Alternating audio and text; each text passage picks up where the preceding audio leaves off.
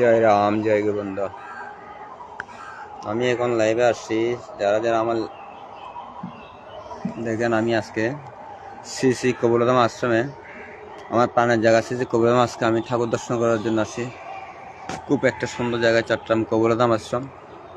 যারা যারা আমার কবুলধাম আশ্রম লাইভটা দেখছেন, তাদেরকে অসংখ্য অসংখ্য ধন্যবাদ ও শুভেচ্ছা জানাচ্ছি।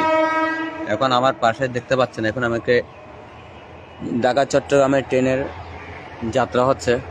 আমি আপনাদেরকে লাইভে দেখাচ্ছি। দেখেন, এই দিক দিয়ে এখন ট্রেন যাচ্ছে। আপনাদের কি সুন্দর একটা ট্রেন যাচ্ছে, এই দেখেন।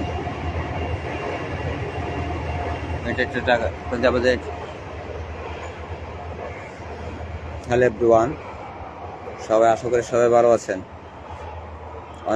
অনেকদিন পর লাইভে আসছি। আমি লাইভটা করছি শ্রী শ্রী কবুলধাম আশ্রমে, কবুল শক্তি আস্তলায় বসে লাইভটা করছি। যারা যারা আমার লাইভটা দেখছেন বা উপভোগ করছেন, সকলকে অসংখ্য অসংখ্য ধন্যবাদ সবাইকে আমার লাইভটা দেখার জন্য। কি অত সুন্দর একটা পরিবেশ, না আসলে বা না গেলে কেউ বুঝতে পারতেন না। এই শ্রী কবুলধাম আশ্রম, ভক্তদের প্রাণের দাম শ্রী শ্রী কবুলধাম আশ্রম। এই আশ্রমের প্রতিনিয়ত প্রতি শুক্রবার প্রতিদিন নিয়ে হাজার হাজার ভক্তরা সমবেত হয়।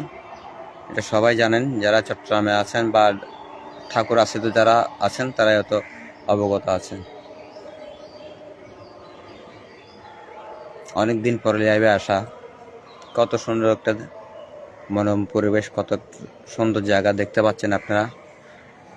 এই যে এটা হচ্ছে কবুল শক্তি। এই কবুল শক্তির তলে ঠাকুর 3 রাত্রি ঠাকুর অবস্থান করেছিলেন। এটা যারা ঠাকুর আছে তা আছেন, সবাই অবগত আছেন। যারা যারা হ্যালো,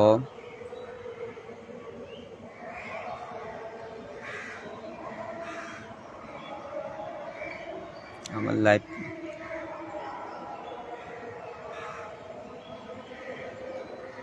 হ্যালো এভরিওয়ান, সবাই জয়েন হয়ে যান আমার লাইভটাতে। হ্যালো,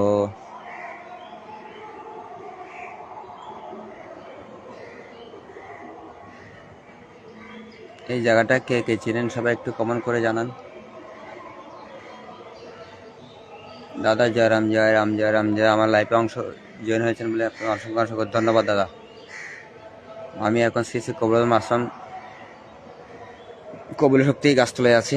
আমার লাইভটা কবুল শক্তি গাছতলার মধ্যে হচ্ছে। জয় রাম, জয় রাম, জয় রাম।